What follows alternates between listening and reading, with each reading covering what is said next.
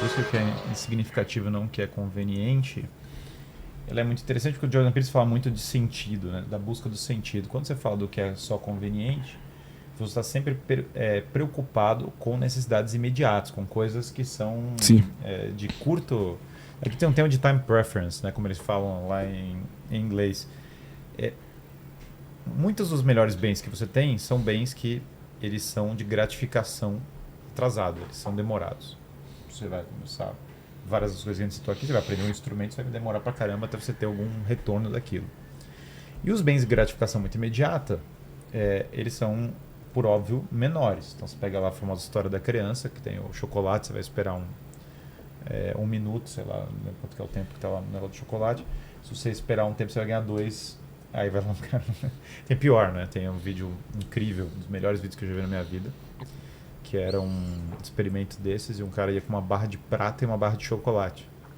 E ele chegava na rua e falava qual você prefere, a barra de prata ou a barra de chocolate. E tinha gente que parava e falava, caramba, o chocolate é de verdade? Então, assim, a barra de prata dá pra você comprar muitos chocolates, entendeu? Tipo, tinha uma caixa, cara, inclusive tinha uma caixa pra mostrar pra algumas pessoas quantos chocolates dava pra comprar com a barra de prata. E simplesmente o cara voava. Tem gente que é pior ainda. O cara nem pensa, ele voava no chocolate. Ele pegava o chocolate sem nem ter o negócio. Ele já pegava na mão do cara o chocolate e saía comendo. E aí tinha algumas pouquíssimas pessoas, era tipo 10 para um, que o cara olhava e falava: Não, não, dá pra eu averiguar se a barra de prata é.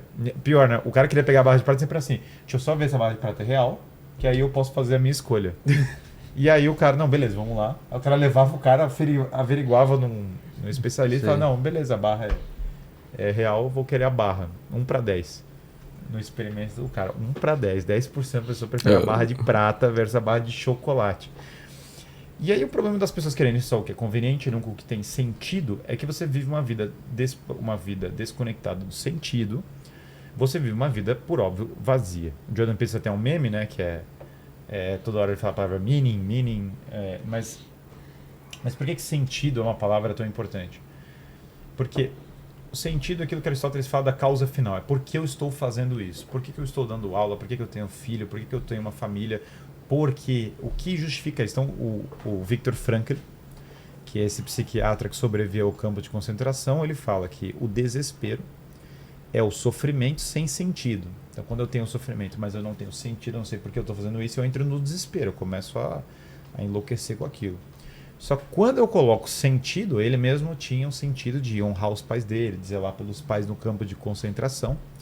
Ele mantinha a sanidade psicológica dele a despeito da situação ser completamente destrutiva.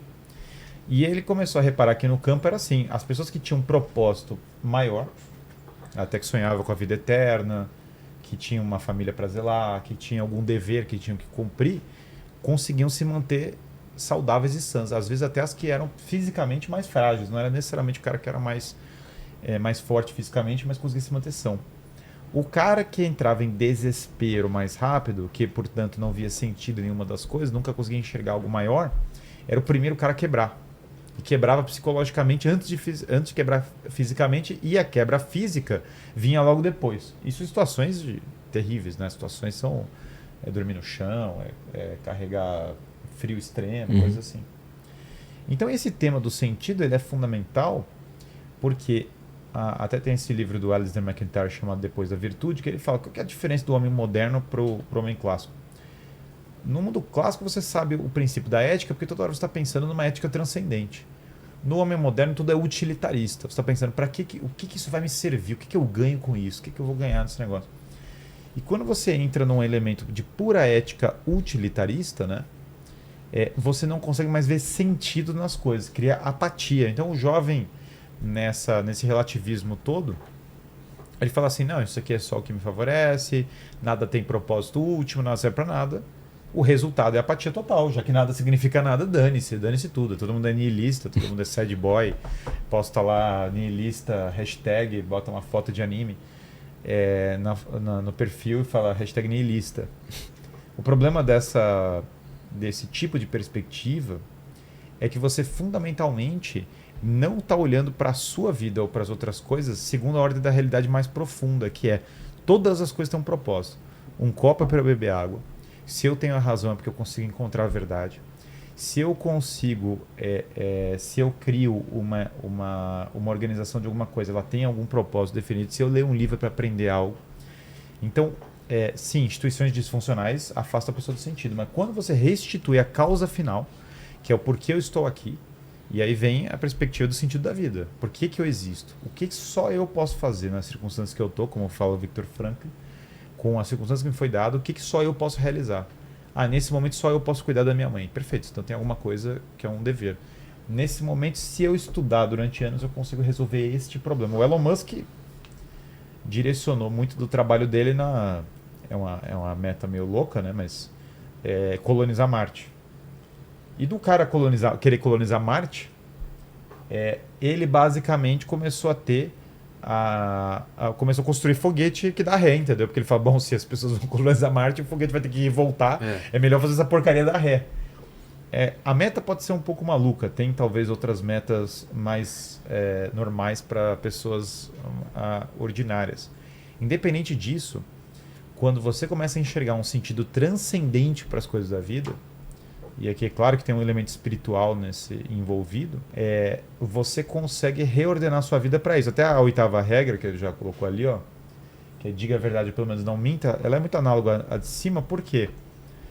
A verdade tem um elemento transcendente. A verdade não é simplesmente a verdade não é simplesmente algo subjetivo, que a verdade justamente, o Pedro, de maneira informal ali no caso, mas ele usou o mesmo conceito de verdade atomista, que é a adequação da coisa ao intelecto. Se há uma conexão entre o que eu estou vendo e o que está no meu intelecto, se há uma identidade, então basicamente alguma coisa é verdadeira. Mas veja, como a verdade já envolve um elemento transcendente, é fora de mim. Sim. Se toda a verdade é a minha experiência subjetiva, se tudo, o eu é a única verdade que existe, eu nunca confronto algo que é maior do que eu. Então eu nunca vou encontrar um sentido para as coisas, porque tudo se encerra nele mesmo. Então a conveniência das coisas é a mesma coisa que tem um sentido que se encerra. Por que eu estou lendo o livro? Estou lendo porque eu precisava para passar na prova. Tá bom, é uma coisa que é conveniente, sem dúvida. É melhor passar na prova do que não passar. Só que como você não está procurando uma mentalidade que tem um sentido mais profundo, por exemplo, vou aprender. Estou lendo isso aqui porque eu quero aprender mesmo o que esse cara está falando, eu quero viver isso aqui na minha vida. Você vai sempre tendo bens menores. E você nunca tem aquele choque da verdade que vai te confrontar com as suas limitações e vai te forçar a algo superior. Sim. Cara, essa coisa da verdade é interessante, porque se tem um negócio que lhe coloca meio vulnerável, é você dizer a verdade. E você não sabe o que vai acontecer quando você diz a verdade. Você pega relacionamentos assim. Geralmente, um dos problemas do relacionamento é quando você fica com medo de dizer a outra pessoa o que de fato está acontecendo. Cara, isso ferra completamente, porque você fica meio em temor. Se eu disser, o que é que pode acontecer? Você não sabe. E aí você tenta controlar a situação. Como é que você controla a situação? Com a mentira, né? Você dá um arranjo, porque aí você já encaminha, sabe mais ou menos como a pessoa vai seguir e tal, e aí você consegue conduzir. Mas veja, esse tipo de condução é um movimento de covardia. Ponto. E que todos nós fazemos em maior ou menor grau em um momento ou outro da vida. Quando você entra na aventura assim de, cara, eu vou ser honesto aqui. Ou então, quando eu não puder falar a verdade, eu vou ficar calado. E quando eu precisar falar, eu vou falar. Meu irmão, você entra numa aventura porque assim, você não tem mais controle. Você não sabe mesmo o que vai acontecer. Então é um ato de coragem, bicho. Assim, você ser honesto, inclusive consigo mesmo, é um elemento de coragem. Você não sabe como o outro vai reagir. Agora, claro, isso não quer dizer que você vai ser o otário que quer causar constrangimento, né? Porque tem gente... Não, eu sou muito corajoso, eu sou muito autêntico. A pessoa é chato. A pessoa é chata, é sem noção, é inconveniente. Quer dizer, ela está usando da aparente virtude de falar a verdade para manifestar um defeito grave de vaidade, um defeito grave de sadismo. Tem gente que, a título de ser verdadeiro, na verdade ele está tendo um prazer com o incômodo do outro. A pessoa é um sádico, ele não é alguém que preza pela verdade. Até porque ele está se escondendo atrás da verdade, né? Então, obviamente, ele já está sendo mentiroso. Eu não estou falando desse tipo de gente, mas assim, você ser honesto com as situações, ser honesto com as pessoas. Né? Sei lá, o cara está num curso qualquer e dizer, cara, eu não gosto disso. Ou então, eu não gosto de você. Então, eu não gosto dessa situação. Não repita tal coisa. Meus limites são esses e esses. Você tem dificuldade de estabelecer limites porque você tem dificuldade de dizer à pessoa quais são os limites. Aí exatamente por isso, ela cruza os limites, você passa a ficar ressentido com ela, entra numa guerra de vingança e as coisas desandam. Só porque ninguém foi honesto. Então assim, você ser capaz de dizer a verdade é desafiador. Às vezes pode ser meio desconfortável, mas meu irmão é muito libertador. A verdade os libertará, né? Exatamente. Falou a verdade, né? O Logos encarnado, a verdade só podia dizer algo assim. Pergunta, né? O que é a verdade de maneira cínica. Exato. Ciníssimo, inclusive. Essa pergunta é tão grande, né? Porque eu já tentei trucar o Peterson nisso aqui mais de uma vez na minha vida. Falei, cara, não vou falar a verdade nesse caso. Anos atrás, eu lembro que eu passei 2 vezes isso. Não vou falar a verdade nesse caso e depois eu me arrependi amargamente.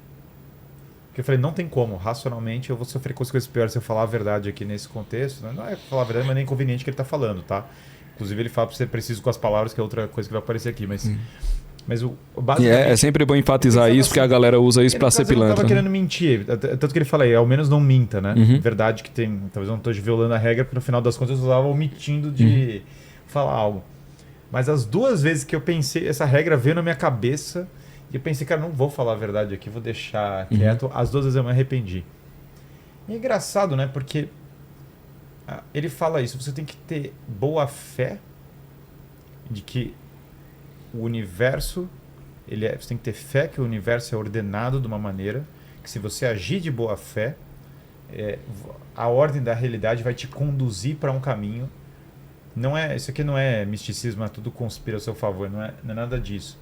O que ele está querendo dizer é a própria estrutura da realidade, ela já é feita de uma maneira, você tem fé numa estrutura que se você age de boa vontade, no mínimo você preserva a sua alma, a sua integridade e você faz o bem para as pessoas.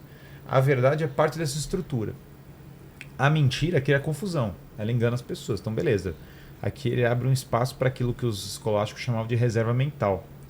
Que é, olha, Sim. eu não vou... Tem um cara injustamente sendo perseguido, o cara está no porão. Eu não vou falar, ele está aqui no porão, venham aqui porque eu não posso mentir. Isso é a chamada reserva mental. Eu não vou entregar uma informação que vai prejudicar o cara. Então ele não está falando sempre diga a verdade considerando isso. No entanto, tem várias situações que nós não falamos a verdade porque nós temos medo, no fundo, da própria verdade. Ou nós temos medo das consequências que aquilo vai acarretar para nós. Mas é melhor, fala ele, você receber essas consequências agora do que você ficar acumulando essa mentira por anos. E às vezes pior do que a mentira que você conta para os outros é a mentira que você conta para si mesmo, né? Porque quando você mente para si mesmo, você trava todo o seu progresso, de toda a área que você pode ter. Você acaba com a possibilidade de melhora. E só um ponto, Guilherme. Quando esse tipo de coisa, aqui é um negócio importante, quando esse tipo de coisa não é um valor quando você é jovem, termina escapando porque aos 20 anos você está muito embriagado das suas próprias capacidades, né? O cara é mais saudável, ele é mais bonito, você está embriagado. A juventude a juventude é a espécie de uma bebedeira que você passa 15 anos bêbado e 60 anos de ressaca, né? Então é meio assim que funciona. Então dá para passar ali nos 20 e poucos anos, certas mentiras, mas, cara, a coisa vai acumulando. Aí você descobre uma mentira existencial aos 30. Dá pra consertar. Aos 30 e pouco, fica mais pesado. Meu irmão, quando você descobre uma mentira dessa aos 40, aos 50, tipo, o negócio você passou a vida escondendo de você mesmo, escondendo... Meu amigo, você quer morrer no momento seguinte, entendeu? Então, assim, ter isso como um valor desde a juventude é a melhor coisa que poderia acontecer.